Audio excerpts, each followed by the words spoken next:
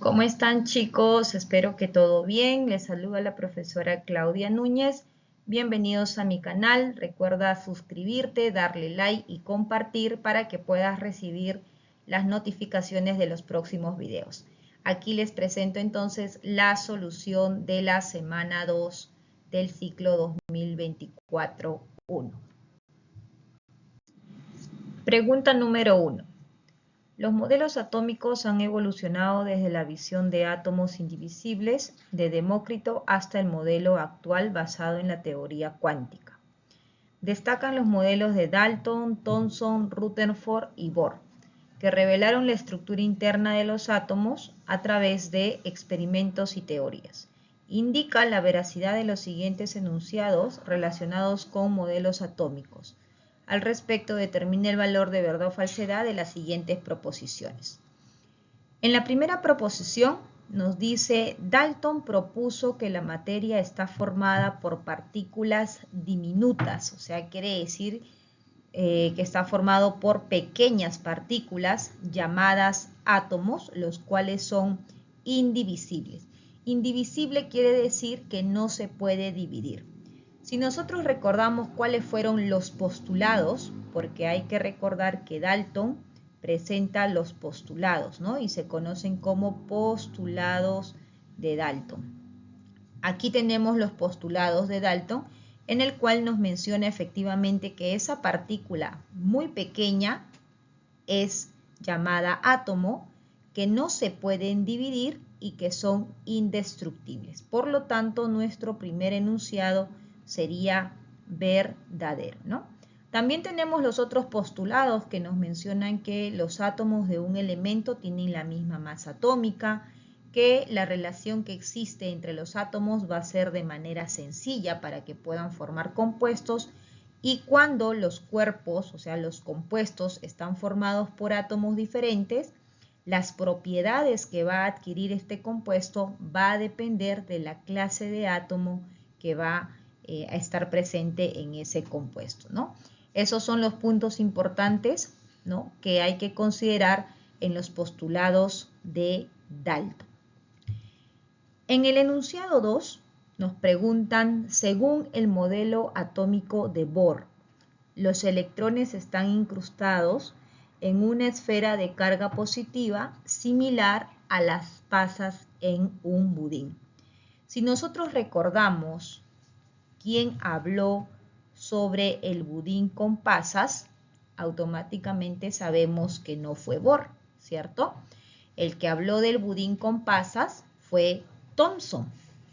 Ahora, ¿qué es lo que nos dice Bohr? Miren, estos son los puntos que debemos de considerar para el modelo de Bohr, ¿no? Bohr es el que propone y quien nos habla de lo que son las órbitas, ¿no? Aquí nos dice, el modelo de Bohr propone que los electrones están dispuestos en órbitas circulares, ¿no? Bohr es quien nos dice que los electrones, aquí en este tercer postulado, solo pueden pasar de un nivel a otro nivel siempre en cuando exista una emisión o una absorción de energía. Mientras que el electrón no gane o pierda energía, ese electrón va a seguir girando en esa misma órbita, ¿correcto? Entonces, el segundo enunciado sería falso porque quien nos habla sobre el budín con pasas no es Bohr, ¿no? Eso sería falso. Este budín con pasas corresponde al modelo de Thomson.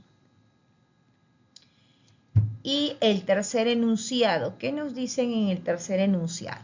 Rutherford postula que la mayor parte de la masa del átomo se concentra en un núcleo pequeño y denso, mientras que los electrones orbitan alrededor en órbitas fijas. Este es el modelo de Rutherford, en el cual podemos observar que utiliza una lámina de oro para observar qué ocurre cuando se emiten partículas positivas que vienen a ser las partículas de tipo alfa. Cuando Rutherford realiza este experimento, ¿no?, de emitir estas partículas alfa positivas, se da cuenta de que existe una desviación, como ustedes pueden ver en la imagen. La pregunta es, ¿por qué existe esa desviación?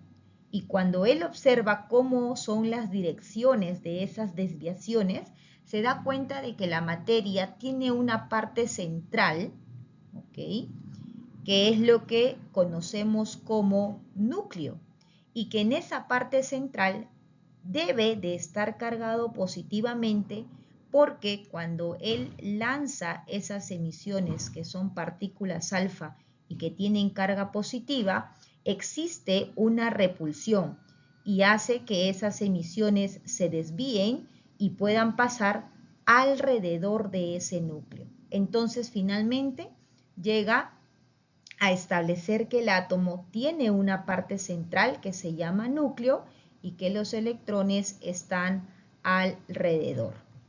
¿Ok? Entonces dice, llegó a la conclusión de que la masa del átomo se concentraba en una región pequeña, ¿no?, de carga positiva, ya que impedían el paso de esas partículas alfa, ¿no?, lo cual nosotros conocemos como núcleo. Así que esto entonces sería verdadero, ¿no? Rutherford es el que descubre el protón y se da cuenta de que existe un núcleo en ese átomo. Por lo tanto, en la pregunta 1, verdadero, falso, verdadero, tenemos como respuesta la alternativa avión. Pregunta número 2. La configuración electrónica es crucial en química porque determina las propiedades químicas y el comportamiento de los elementos. Define la capacidad de un átomo para formar enlaces, reaccionar con otros elementos y determinar su reactividad. Al respecto, determine el valor de verdad o falsedad de las siguientes proposiciones. Enunciado 1, ¿qué nos dice? La configuración electrónica de un elemento permite su ubicación en la tabla periódica de los elementos químicos. Si nosotros recordamos cómo se encuentra una tabla periódica, ¿no?, cómo está organizada la tabla periódica, vamos a recordar que presenta grupos y periodos, ¿cierto? Aquí tenemos los grupos o familias que van a ser del 1A, del 2A, del 3A, y en este lado vamos a encontrar los periodos, ¿cierto? Ahora, nos están preguntando si es que existe una relación con la configuración electrónica, con la ubicación de esos elementos. Pues eso sí es verdadero, ¿no? Efectivamente existe una relación. Por ejemplo, voy a colocar aquí el elemento de sodio. El elemento de sodio, su número atómico, que ya ustedes deben de estar conociendo, ¿no?, sabiendo porque se menciona a cada instante. Su configuración, de acuerdo a lo que hemos aprendido, sería 1s2, 2s2, van 4 electrones, 2p6, van 10 electrones, y como son 11, sería 3s1. Hay que recordar que este número mayor representa el periodo en el cual se encuentra ese elemento de sodio, que sería 3. Entonces aquí si yo ubico 1, ubico 2 y aquí sería el 3, voy a ver que en esta casilla se encuentra el elemento, en este periodo se encontrará ese elemento de sodio, ¿no? Ahora, pero necesito saber en qué grupo está. Y para ello tengo que observar su electrón de valencia, que en este caso es 1. Aquí tiene un electroncito de valencia y ese electroncito de valencia nos indica el grupo a cual pertenece, que sería el grupo 1A. Y ese grupo 1A entonces corresponde a este de aquí, ¿no? Por lo tanto, aquí vamos a colocar más arribita, tendríamos aquí que en este grupo 1A, en el periodo 3, estaría posicionado el elemento de sodio, ¿no?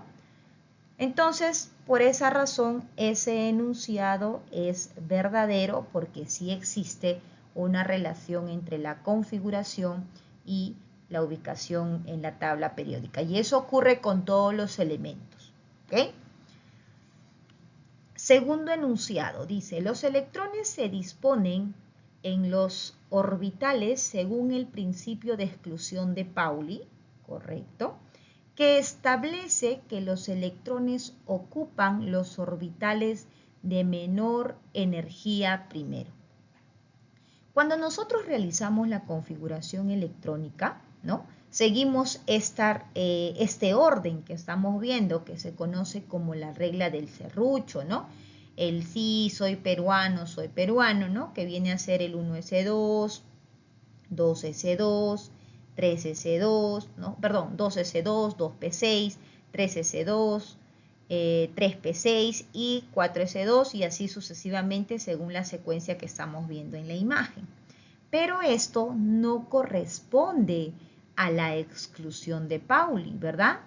¿Quién nos dice que hay que distribuir los electrones siempre de menor a mayor energía?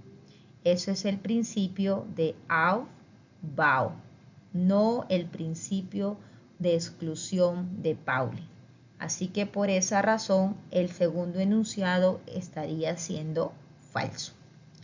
Y el tercer enunciado nos dice, el número cuántico principal. Recuerda que son 4 números cuánticos que nosotros hemos estudiado, ¿cierto?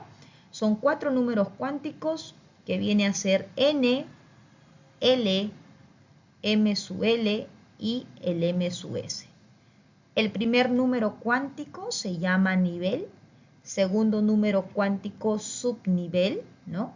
Tercer número cuántico es el spin magnético, el cuarto número cuántico es el el tercer número cuántico magnético y el cuarto el spin magnético. Entonces, N representa para el electrón el nivel, como podemos ver en este cuadrito, ¿no? N principal, L secundario o azimutal, que representa el subnivel para el electrón, y N el nivel para el electrón. Acá nos preguntan, nos dicen el número cuántico principal, o sea, el valor de N, indica el subnivel de energía en el cual se encuentra el electrón. Eso es falso, porque N representa el nivel donde se encuentra el electrón. L, que es el número cuántico azimutal o secundario, es quien nos indica el subnivel de energía, ¿no? Que los subniveles son S, P, D o F. Así que N no es el subnivel, sino N, ¿no? El número cuántico principal nos habla sobre el nivel, no sobre el subnivel. Entonces, por esa razón, este enunciado sería falso y en la pregunta 2 la respuesta sería enano. Pregunta número 3. El carbono 12 es el isótopo más abundante del carbono con el Z6. Recuerden que el Z es el número que identifica a cada elemento. Entonces, si nosotros quisiéramos representar ese elemento de carbono, debemos de saber que esta notación de carbono 12 representa la masa que presenta o que tiene ese elemento de carbono. Entonces, ustedes saben que el núcleo se representa de esta manera y la masa de ese carbono sería 12. Y ese Z es el número atómico que tendría que ser igual a 6. ¿correcto? Representando aproximadamente el 98,9% de todos los átomos de carbono en la Tierra. Su estabilidad y presencia en compuestos orgánicos lo hacen esencial para la vida, formando la base de moléculas biológicas como proteínas, carbohidratos y ácidos nucleicos. Uno de sus isótopos es isóbaro con el nitrógeno 14. Ahora, vamos a colocar entonces la notación de ese nitrógeno 14. Ya sabes que eso representa la masa y que su Z es igual a 7. Así sería entonces la representación del nitrógeno. Y recordamos que isóbaro, cuando nos dice que uno de sus isótopos del carbono es isóbaro con el nitrógeno, quiere decir que va a presentar la misma masa atómica. Entonces yo voy a tener aquí un isótopo del carbono que es isóbaro con ese nitrógeno, lo cual significa que su masa va a ser 14. ¿Ok? La masa de ese isótopo va a ser 14. Eso es por el dato del problema. Pero tú sabes que el Z es único para cada elemento, ya que este carbono con este otro carbono, ¿cómo son? Son isótopos. Y si son isótopos, el número atómico es igual. Así que su Z sería también 6. Nos piden determinar el número de neutrones de este isótopo del carbono. Entonces, de este carbono nos están preguntando cuántos neutrones tiene. Y tenemos todo, ¿verdad? Ya que hay que recordar que la masa atómica de un elemento es el número atómico más el número de neutrones.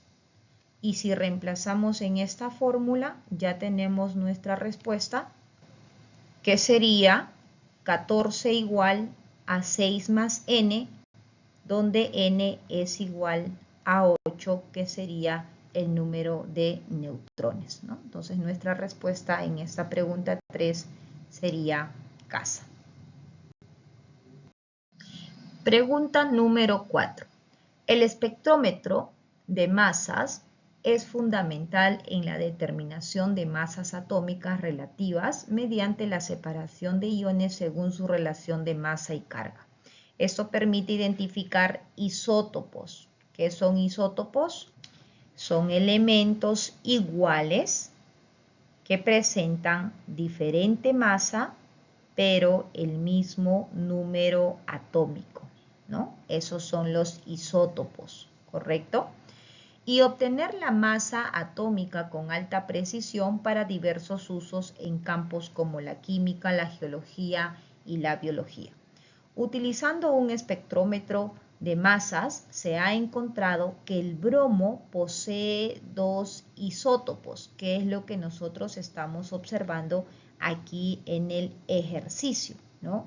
Nos dice que el bromo 79, que su masa 79, presenta un porcentaje de abundancia que es 51, y el otro bromo, que su masa es 81, presenta un porcentaje de abundancia de 49. Al respecto, determine la masa atómica relativa del bromo. Ya les hemos explicado de que esta información ustedes siempre van a tener como dato, ¿no? Ustedes les van a indicar en el ejercicio la masa del átomo, cuánto es la masa atómica, ¿no?, de cada uno de los isótopos que te mencionen y cuánto es el porcentaje de abundancia, ¿ya? Así que no se preocupen por ello. Como pueden ver en este ejercicio, siempre van a contar con esa información. Lo que ustedes tienen que saber es esta fórmula, ¿no?, que es justo lo que necesitamos para poder determinar esa masa atómica relativa, ¿ya? La masa atómica relativa entonces se calcula como la sumatoria de la masa isotópica, ¿no?, que viene a ser esto de aquí, la masa atómica de cada elemento, de cada isótopo, por su porcentaje de abundancia. Y ahí estamos viendo que también nos dan esa información. Así que lo único que tenemos que hacer, chicos, es reemplazar. La masa atómica relativa del bromo sería entonces igual, ¿no? Sumatoria. Entonces primero me enfoco en este bromo 79. Masa atómica, que es 79, multiplicado por el porcentaje de abundancia, que es 51. Ese es el primer isótopo. Ahora voy a sumar, por eso dice acá sumatoria, el otro isótopo. El otro isótopo es ¿cuánto? El otro isótopo pesa 81 y voy a multiplicar por 49. Entonces será 81 por 49 y ahí termina porque solamente estamos hablando de dos isótopos. Tenemos la información solo de los dos isótopos. Si hubiera un tercer isótopo, profesora, continuarías aquí sumando, ¿ya? Y simplemente todo ello dividido entre 100. Y eso nos da como respuesta 80 omas, que sería la masa de ese bromo, la masa atómica relativa. Pregunta número 5. El manganeso es un metal de transición con propiedades físicas y químicas versátiles. Se encuentra aproximadamente al 0,1% en la corteza terrestre y se utiliza en aleaciones metálicas, baterías, pigmentos y en la industria del acero para mejorar su resistencia y durabilidad. Al respecto, se sabe que su forma más estable es la de manganeso 55. Miren aquí, tenemos una notación que es muy importante que ustedes ya lo sepan identificar. Cuando nosotros tenemos manganeso rayita 55, ¿no? Significa, a ver qué significa ese manganeso, ese 55, ¿qué es? Viene a ser la masa. ¿Okay? Entonces está diciendo que la masa de ese manganeso es 55 y posee 30 neutrones. Muy bien, nos están indicando entonces que los neutrones de ese manganeso van a ser igual a 30. Ahora, ¿qué puedo hacer con estas dos informaciones?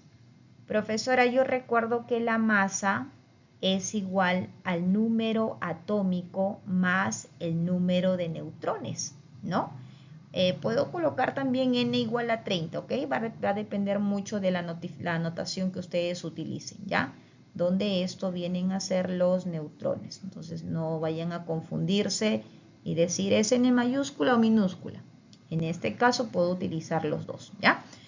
Entonces aquí yo tengo que la masa es 55, el número de neutrones es 30 y puedo determinar que el número de protones, el número atómico es 25. Recuerda que ese número atómico es el número de identificación para ese elemento. Entonces con estos dos datos ya puedo determinar ese Z, ¿correcto? Aproveché esas dos informaciones.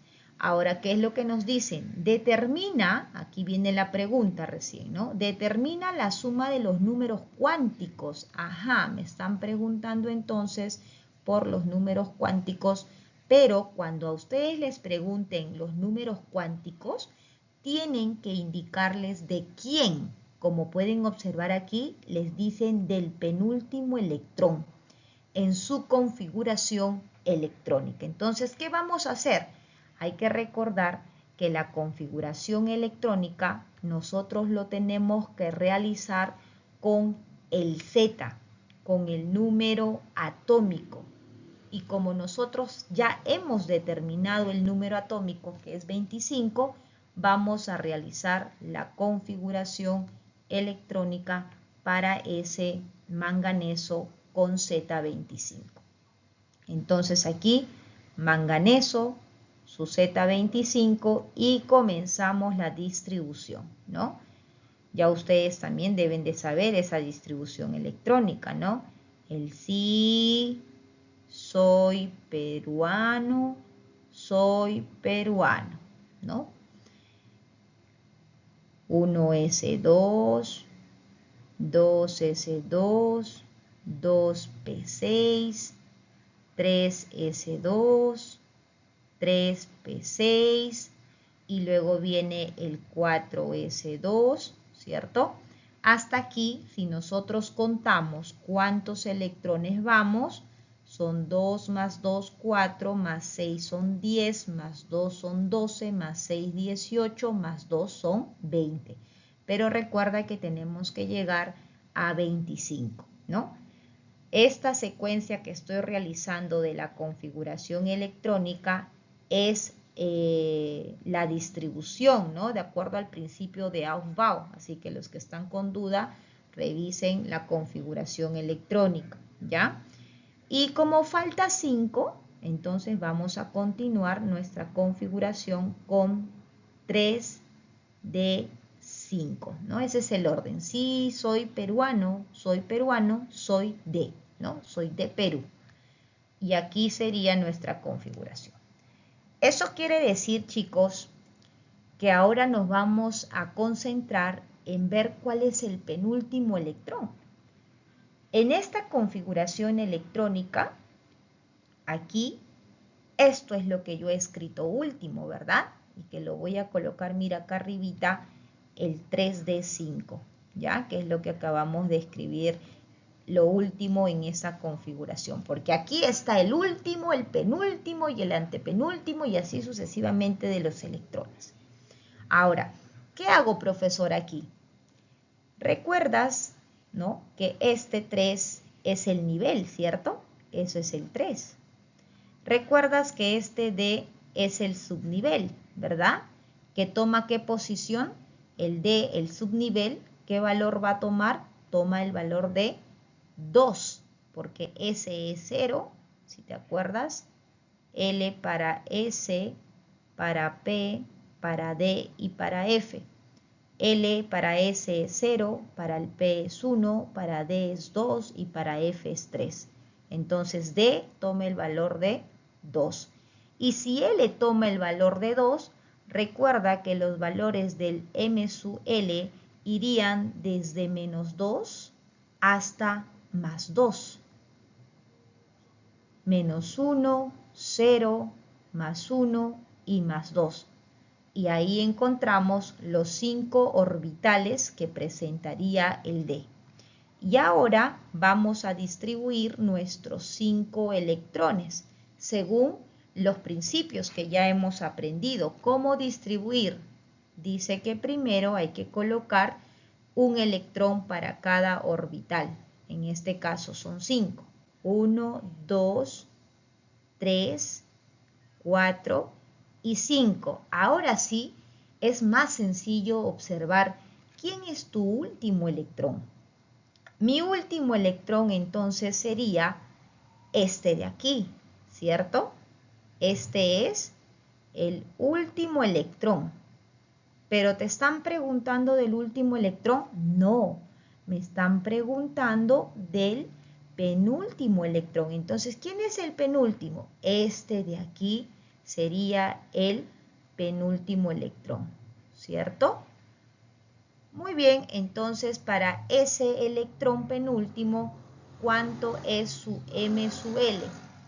Su M sub L sería más 1, porque es la posición del orbital, y como mi electroncito está mirando hacia arriba, el spin magnético M sub S sería más 1/2. Y listo, chicos. Eso sería todo. Y por lo tanto, nuestros números cuánticos para este penúltimo electrón sería nivel 3, subnivel 2, orbital más 1, ¿no? El número cuántico magnético más 1 y el spin magnético que sería más 1/2.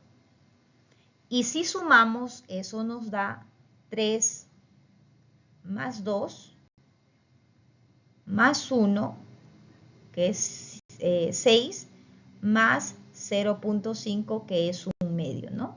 Y eso nos da como respuesta 6 0.5, siendo la alternativa C como respuesta. Pregunta número 6. El germanio es un metaloide cuyo isótopo más estable posee 74 nucleones. ¿Qué son los nucleones? Hay que recordar que los nucleones son las partículas que están en el núcleo. ¿Y qué partículas encontramos en el núcleo? En el núcleo encontramos los protones y los neutrones. ¿Correcto? Que es lo mismo a decir el número atómico, porque sabes que protón y neutrón es lo mismo, protón y número atómico es lo mismo. Entonces, el número atómico más los neutrones es lo que nosotros vamos a tener como nucleones, que viene a ser la masa. Entonces, en otras palabras, nos están diciendo que la masa de ese germanio es 74. Y su catión tetravalente presenta 28 electrones. ¿Qué es un catión tetravalente? Un catión es un elemento que perdió electrones. Y en este caso, cuando nos dice tetravalente, significa que tiene una carga positiva con 4 electrones. ¿Ok? Entonces quiere decir que ese elemento, ¿no?, va a presentar una carga más 4, ¿no? Y tiene 28 electrones. Aquí voy a colocar abajito el número de electrones, que sería igual a 28. Ahora, pero tú sabes, ¿no?, que su Z, al tener este más 4, significa que ha perdido 4 electrones. Y si nos dice entonces que el número de electrones de ese catión tetravalente es 28, estamos de acuerdo que el número atómico para ese elemento ha sido 32. ¿Cierto? Porque 32 menos 4 que estaría perdiendo, estaría cumpliendo con la condición del ejercicio que presenta 28 electrones. Entonces ya tenemos la masa de ese germanio, ya tenemos el número atómico de ese elemento, que es 32, ¿no? Y nos dice, tiene una estructura cristalina similar al diamante y exhibe propiedades semiconductoras. Se utiliza en dispositivos electrónicos como transistores y en fibras ópticas debido a su capacidad para conducir la luz. Al respecto, determine el número de neutrones. Aquí ya está la pregunta. Me están preguntando por el número de neutrones del isótopo más estable, ¿no? El número de orbitales semillenos, vamos a colocar aquí de otro colorcito, el número de orbitales semillenos del germanio, ¿no?, elemental, en su último nivel y su ubicación en la tabla periódica. Para determinar el número de neutrones, recordamos que la masa es igual al número atómico más los neutrones. Y como ya tenemos toda esa información, solo queda reemplazar. ¿Cuánto es la masa? 74. ¿Cuánto es el Z? 32. Y por lo tanto tenemos que el número de neutrones es igual a 42.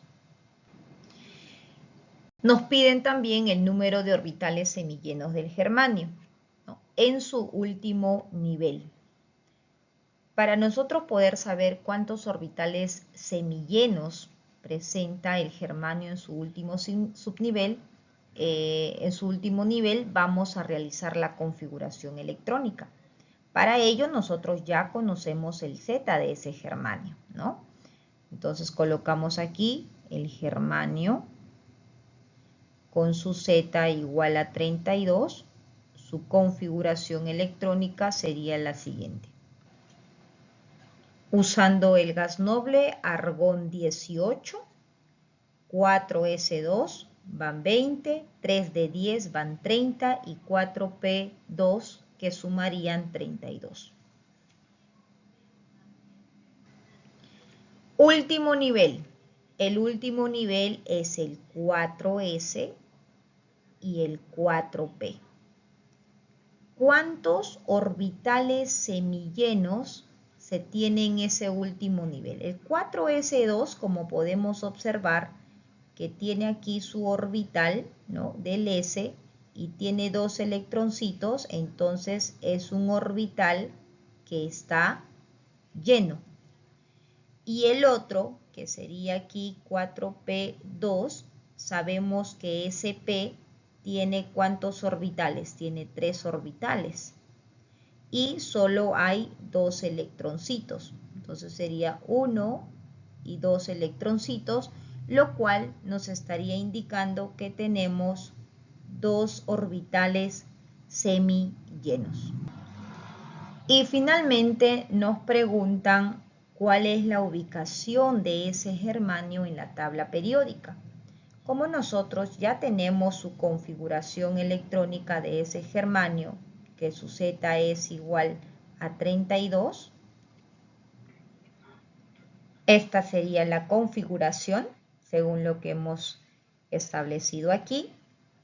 Sabemos que para determinar el periodo de un elemento es observar su mayor nivel, y su mayor nivel es el nivel 4. Así que ese germanio se encuentra en el periodo 4, y para poder determinar el grupo a cual corresponde es solo sumar esos electrones de ese último nivel.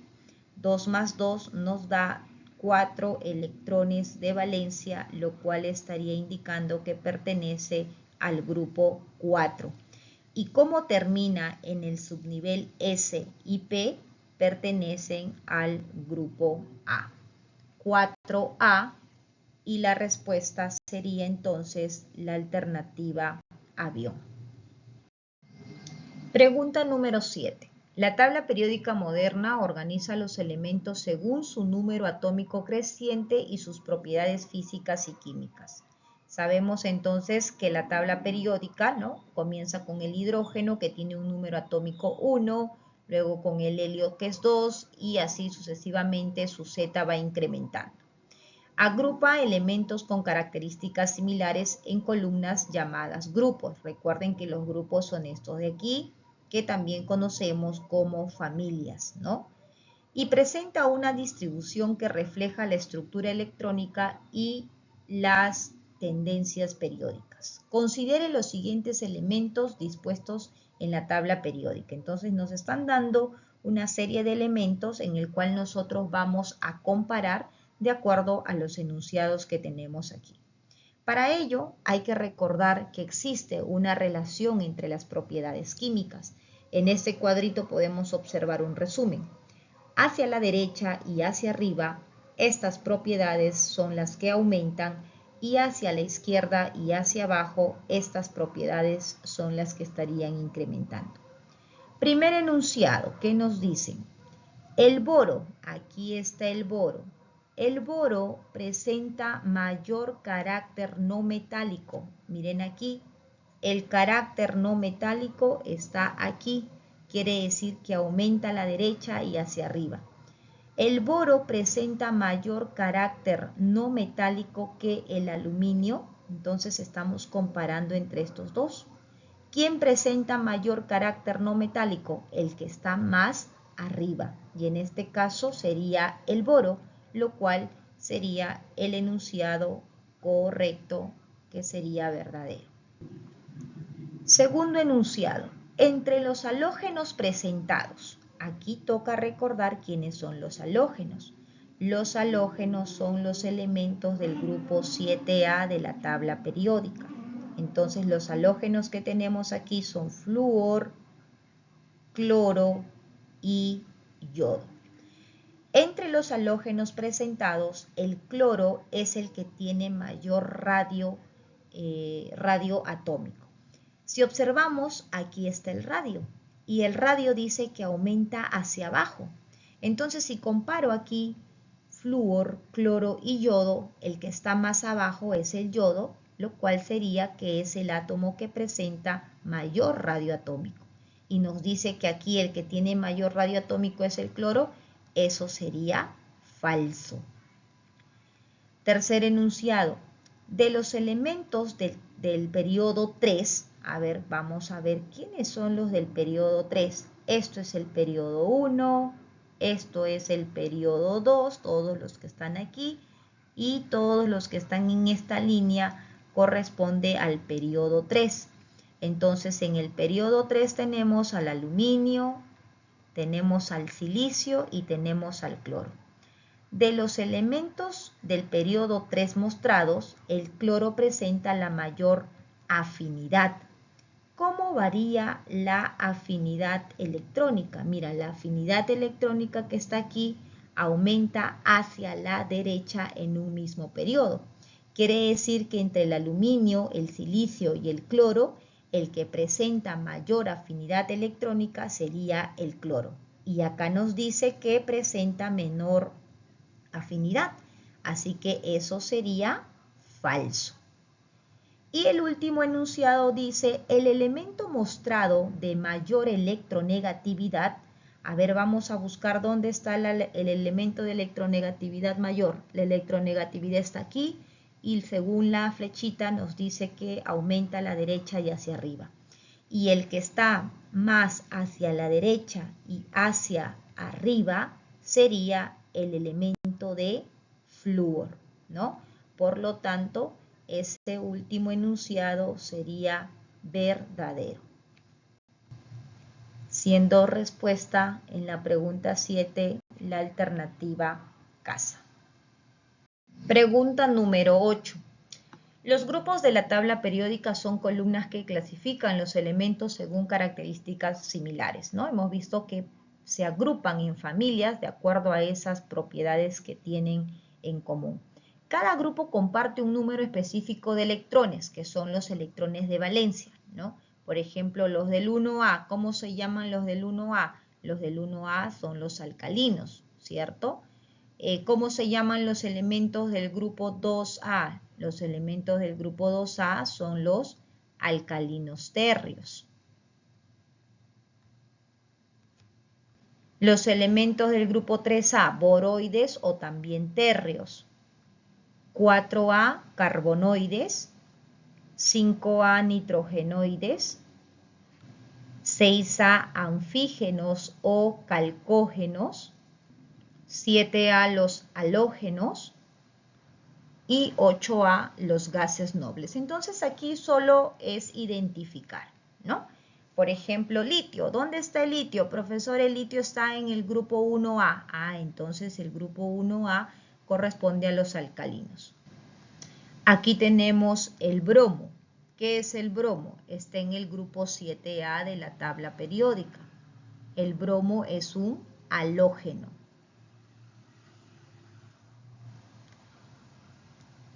Tenemos el helio. ¿Qué es el helio? Está en el grupo 8A de la tabla periódica. Eso es un gas noble.